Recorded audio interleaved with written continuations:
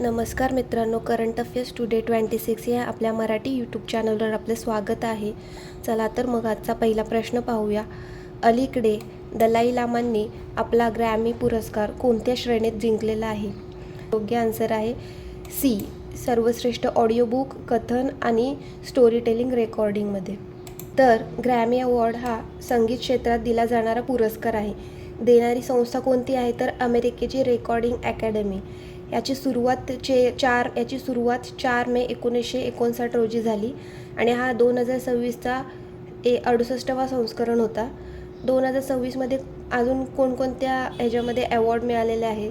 तर album of the year हा bad बनी, बेबी थिरर मास फोटोज यासाठी मिळालेला आहे.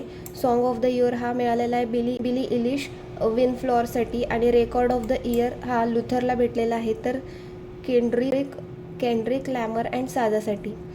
हे काही इंग्लिशमधले अवघड शब्द आहेत, तर हे फक्त तुम्ही लक्षात ठेवा कोणाकोणाला मिळालेले आहेत. तर महत्त्वाचं त्यामध्ये आहे दलाई लामा.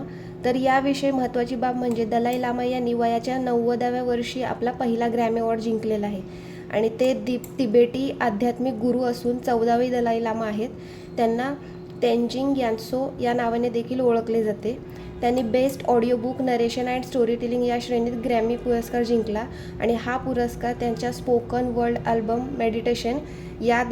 मेडिटेशनसाठी देण्यात आलेला आहे.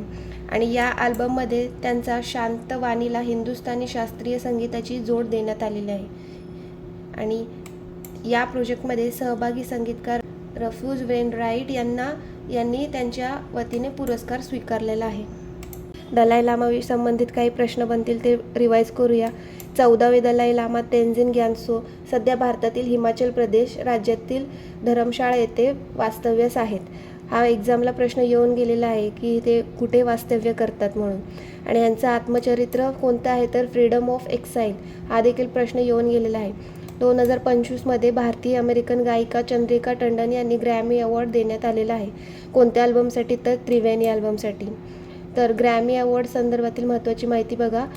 ग्रॅमी अवॉर्ड प्रथम मिळवणारे भारतीय कोण ठरले? तर पंडित रविशंकर 1968मध्ये मिळालेलं होतं. हा देखील एक्झामला प्रश्न येऊन गेलेला आहे. कोणत्या अल्बमसाठी? तर वेस्ट मीट्स ईस्ट. आणि ग्रॅमी अवॉर्ड मिळवणारी पहिली भारतीय महिला कोण आहे? तर तन्वी शाह. ह्या तामिळनाडूच्या आहेत. 2010मध्ये मिळालेला आहे.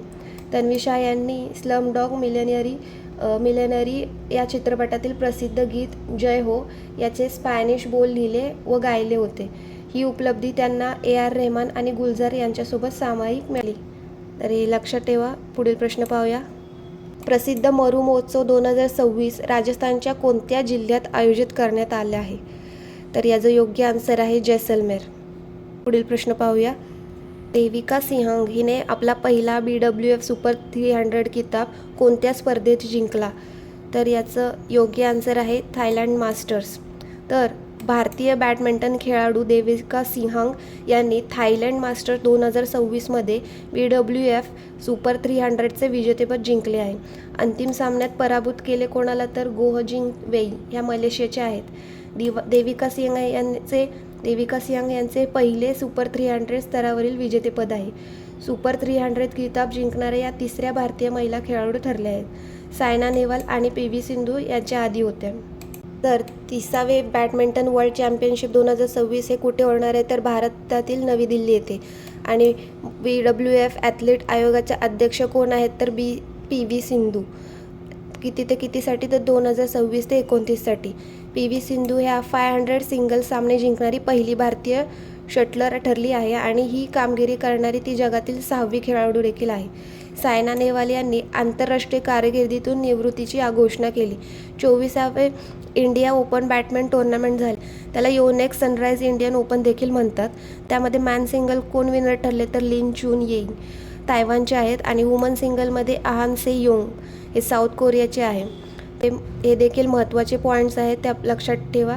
बाकी बॅडमिंटन असोसिएशन ऑफ इंडिया याची स्थापना कधी झाली आहे? तर 1934 रोजी. आणि ह्याचे हेडक्वार्टर कुठे आहे? नवी दिल्ली. आणि याचे अध्यक्ष कोण आहेत? हेमंत बिश्वा शर्मा. हे आसामचे मुख्यमंत्री देखील आहेत. आणि बॅडमिंटन वर्ल्ड फेडरेशनची स्थापना कधी झाली? ती देखील 1934 रोजीच झाली.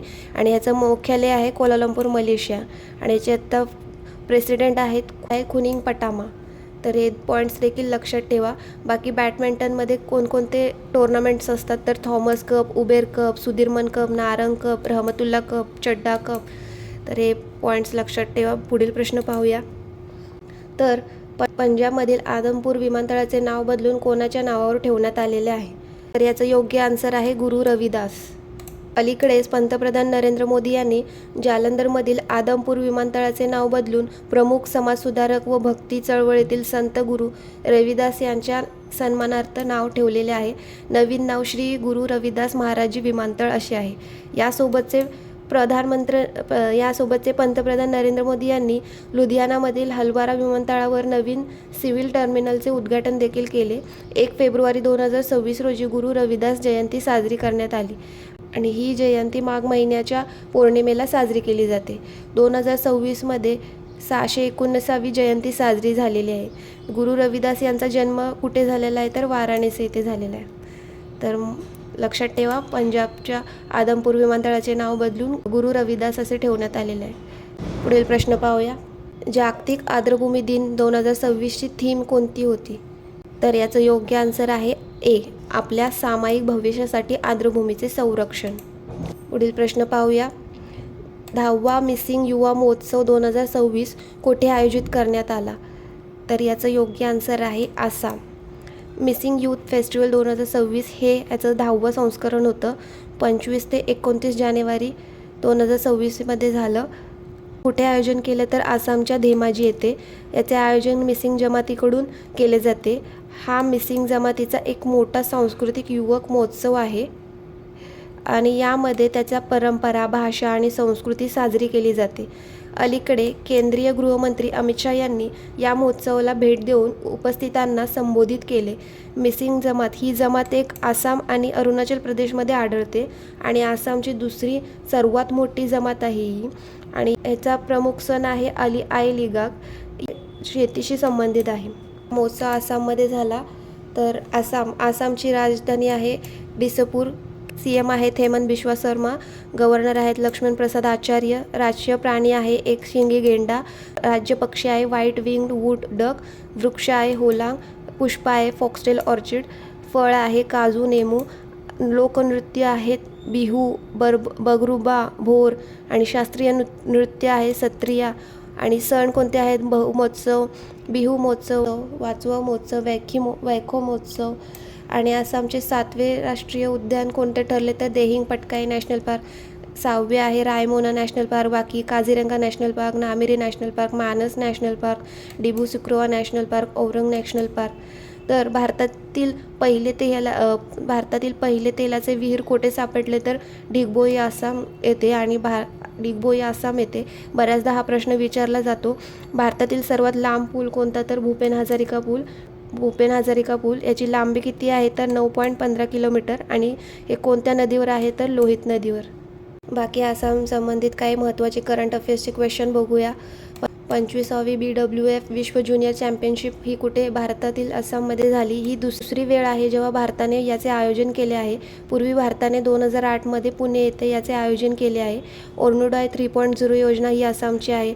चराईंजो महोत्सव इथे साजरा करतात. चाईजुंग पक्षी अभयारण्य आसामच्या माजुली बेटावर स्थित आहे. आशियातील पहिले सुरक्षित शाही पक्षी अभयारण्य इथे आहे. 27वी नवरत्न कंपनी अलीगढ रिफायनरी लिमिटेड ठरली, ही देखील आसामची आहे.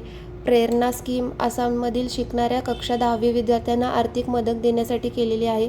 मोईदाम हे भारताचे 43वे युनेस्को वारसा याला मंजुरी दिलेली आहे. तसेच देशाची पहिली वंदे भारत स्लीपर ट्रेन देखील आसाममध्ये सुरू झाली. कुठून तर गुवाहाटी ते हावडापर्यंत, म्हणजेच आसाम ते पश्चिम बंगालपर्यंत. 8वे राज्य वेतन आयोग स्थापन करणारा भारताचा पहिला राज्य देखील आसाम ठरला.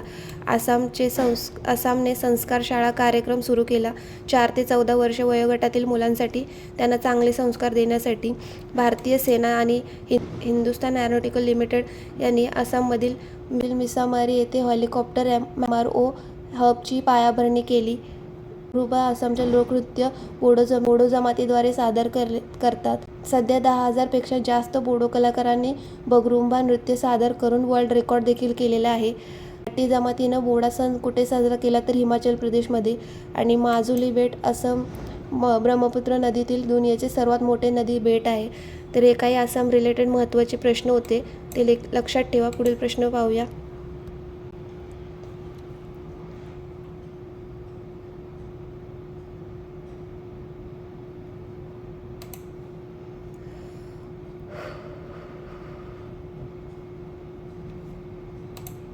तर चक्रा COE सेंटर ऑफ एक्सिलन्स कोणत्या संस्थेने सुरू केले?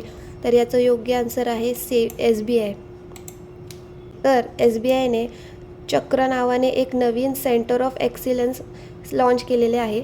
हे केंद्र देशातील उभारत्या आणि उच्च विकासाच्या क्षेत्रांमध्ये जसे की रिन्युएबल एनर्जी, ग्रीन हायड्रोजन आणि सेमीकंडक्टर या क्षेत्रांना विशेष कर्ज आणि आर्थिक सहाय्य देईल. आणि हे केंद्र 2030पर्यंत या क्षेत्रामध्ये 100 लाख कोटीचे गुंतवणूक आणण्यास मदत करेल आणि भारताला विकसित भारत म्हणून तयार करण्यास हातभार लावेल. चक्र ही नवीन तंत्रज्ञान आणि पर्यावरणपूरक व्यवसायाला प्रोत्साहन देणारी सेबीकडील विशेष वित्तीय हब आहे. तर सेबीची स्थापना ही 1 जुलै 1955 रोजी मुंबई येथे झाली. याचे सध्याचे चेअरमॅन आहे चल्ला श्रीनिवासुलू शेट्टी. याची टॅगलाईन आहे प्युअर बँकिंग नथिंग एल्स. आणि श्रीनगरच्या डल लेकमध्ये फ्लोटिंग ATM कोणत्या बँकेने सुरू केला तर SBIने केला. आणि SBIने पहिला तेरता हुआ ATM 2004मध्ये केरळमध्ये सुरू केला. आणि महिला उद्यमींना बिना हमी कर्ज देण्यासाठी अस्मिता लोन योजना देखील SBIची होती. भारतीय बँक संघाने नवे अध्यक्ष कोण आहेत तर श्रीनिवासुलू, हे आपण बघितलं, श्रीनिवासुलू शेट्टी आहेत. SBIने आयात निर्यात सेवा वाढवण्यासाठी ग्लोबल ट्रेड फायनान्स सेंटर सुरू केले. कुठे तर कोलकाता आणि हैदराबाद येथे. SBIमध्ये एक चेअरमॅन आणि 4 MDज असतात. चेअरमॅन कोण आहेत तर आपण बघितलं चल्ला श्रीनिवासुलू शेट्टी. आणि 4 MDज कोण कोण आहेत तर ते डिसेंबरला अपॉइंट झालेत तर रवी रंजन, अश्विनी कुमार तिवारी, राम मोहन राव अमराम, राणा आशुतोष कुमार सिंग. तर हे लक्षात ठेवा. महाराष्ट्राच्या पहिल्या महिला उपमुख्यमंत्री म्हणून कोणाची नियुक्ती झाली? तर याचा योग्य आन्सर आहे सुनेत्रा पवार. NCP नेते आणि महाराष्ट्राचे उपमुख्यमंत्री अजित पवार यांचे अलीकडेच विमान अपघातात निधन झाले. त्याच्यानंतर त्यांची पत्नी आणि राज्यसभा सांसद सुनेत्रा पवार यांना महाराष्ट्राचे उपमुख्यमंत्री नियुक्त केलेले आहे. यामुळे ती महाराष्ट्राची पहिली महिला उपमुख्यमंत्री बनलेली आहे. सुनेत्रा पवार ह्या 2024मध्ये राज्यसभा सदस्य म्हणून निवडल्या गेल्या होत्या. लक्षात ठेवा. तर रुसोमा ऑरेंज फेस्टिवल कोणत्या राज्यात आयोजित केला जातो? तर याचं योग्य आन्सर आहे नागालँड. तर नागालँडच्या रुसोमा गावात रुसोमा ऑरेंज फेस्टिवल आयोजित केले जाते. यावर्षी याचे 5वे संस्करण होते. आणि येथे उच्च दर्जाचे रसाळ संत्र्याचे प्रदर्शन केले जाते. याची थीम काय होती तर रुसोमाची समृद्धी. आणि उद्दिष्ट काय आहे तर स्थानिक संत्रा उत्पादकांना समर्थन देणे, जैविक शेतीला प्रोत्साहन देणे, ग्रामीण पर्यटनाला चालना देणे. तुम्हाला माहिती आहे का ऑरेंज सिटी ऑफ इंडिया कोणाला म्हणतात? तर नागपूर. तर नागालँडमध्ये हा फेस्टिवल साजरा करतात. तर नागालँडची राजधानी आहे कोहिमा. CM आहेत न्यू रायो. राज्यपाल आहेत अजय कुमार भल्ला. आणि राष्ट्रीय उद्यान कोणते आहेत? ततानकी नॅशनल पार्क. राज्य प्राणी कोणता आहे तर गायल. आणि राज्य पक्षी आहे ब्लेयूथ ट्रॅगोपन. तर लक्षात ठेवा. बाकी आजचा हा आपला करंट अफेअरचा सेशन इथेच संपतो. कमेंट करून नक्की सांगा सेशन कसा वाटला. आणि चॅनलवर नवीन असेल तर प्लीज सपोर्ट करा. थँक्यू.